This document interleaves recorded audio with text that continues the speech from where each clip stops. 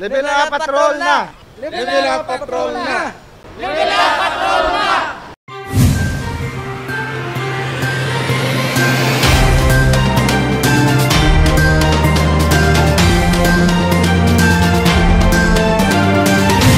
Pagproseso sang business permit renewal, gin-extend tubtub Enero 31. Isa sila'y sermonya, sales officer sa mga naghingagaw sa pagproseso sang business permits. Inina ang iya ikatlong tuig sa pagproseso sa ila kompanya. Iya man ginkalipay ang impormasyon nga ginpalawig tubtub sa Enero 31 ang renewal. Very thankful with the city government nga gin-extend ba nila ang processing sang business permit renewal. At the same time, compared last year, very convenient siya kay damo sang satellite branches sa mga malls, sa Rob, sa SMA Araman. And for fire, very convenient kay wala gid pila mo. Suno kay sermonya, mas mahapos na ang pagproseso subong nga tuig bangod magluwas nga online. Mayara pa sa mga off-site one-stop shop nga sarang makadtuan. Thankful man kay Mayor, very thankful gid and sa tanan nga nag-initiate sang amuni nga campaign kay of course dako gid siya nga bulig sa mga naga-renew kay very convenient siya. Most especially subong pandemic, in times of pandemic nga dapat socially distant idang everyone. So sa City Hall and also to Mayor Trenyas, thank you very much sa amuni nga initiative. Samtang, si Joy Barlasang Pavia nagpadulong man sa City Hall para maghingagaw-hikot sang ilang mga dokumento. Mensahe niya sa iban pa nga mga pumuluyo nga luyag man maghingagaw proseso, process ang usang inyo requirements kami extension man nga until January 31, so wala pa nagyapon penalty, tapos damo man mga satellite nga mga booth nga ginaobra ang city para ma-decongest ang tao sa City Hall. Pasalamat man kay Mayor kay at least nang naghatag siya extension nga wala penalty, nga ang iban nga wala pa kahingagaw process, at least makahingagaw man kag ang initiative man wala nga nag-station sila sa mga mall, dako gid nga bulig sa mga business kag especially subong nga time nga pandemic. Nangin mahapos ang pagproseso sang business permit renewal para sa mga negosyante bangod sa mga business one-stop shop. Dugang pa ang mga external malls nga mahimo mag-akomodar sa mga pumuluyo. Nahibaluan nga magluwas sa Iloilo City Hall, mahimo magpadulong sa Iloilo Freedom Grandstand, Festive Walk Mall, Robinsons Iloilo Main Site, Gaisano Iloilo City Center, kag SM City. Nahibaluan mismo si Mayor Jerry Trenyas ang naghingyo nga mapalawig pa ang deadline sang renewal sa business permit tubtub sa Enero 31. Gin-extend ta ini, I requested the City Council to make the extension just to make sure that people will not be crowding in our off-site centers and also in City Hall. Kag mahatagan gid sang tanan, no?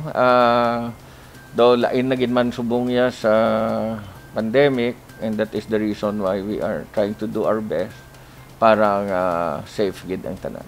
Ini ang isa sa mga lihok sang syudad para masolusyonan ang masami nga pagdamo sa mga naga-renew sang permit kag mapabilin ang minimum health protocols nga dapat ginasunod.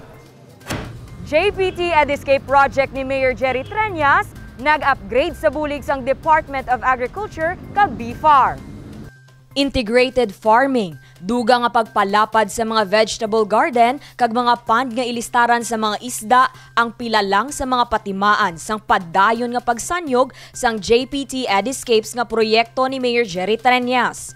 Subong nga tuig, mas gintutukan sang sini nga proyekto ang pagpadamo sang nagkalain-lain nga sahi sang isda sa bulig sang Bureau of Fisheries and Aquatic Resources o kun BFAR kag Department of Agriculture.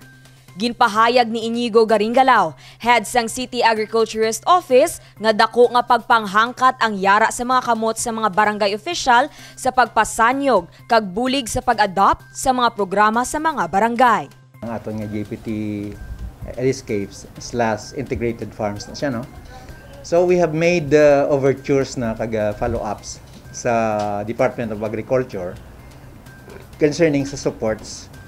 May ara sila procurement which will be March pa, pero paunahan kita nila yung seeds, paunahan ta nila tools, kag paunahan ta nila sang ready nga mga people to train, no.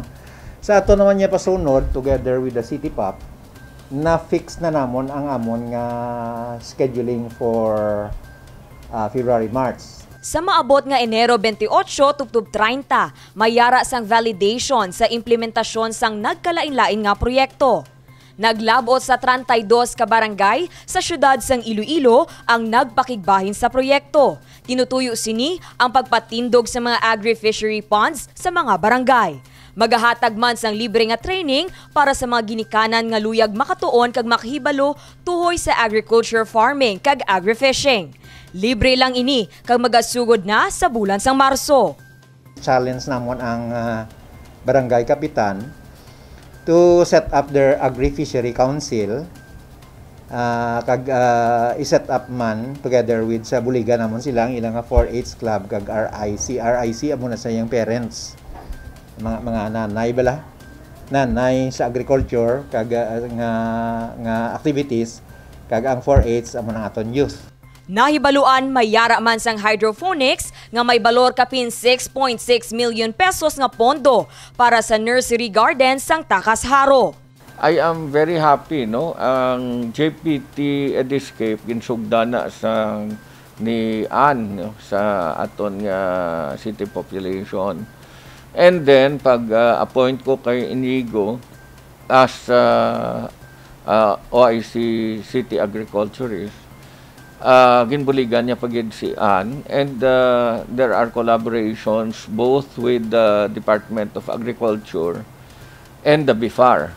Kag kadako gini siyang mabulig kay especially subong sa pandemic, kabudlay gid siyang pangabuyan, no, and kadako sini siyang mabulig para sa aton pumuluyo sa barangay. Suportado gid sang alkalde ang ini nga programa bangod makahatag sang food security sa mga mangunguma kag pumuluyo, ilabi na subong nga may ginapangatubang nga pandemya. Dane Raffles para sa Level Up Patrol.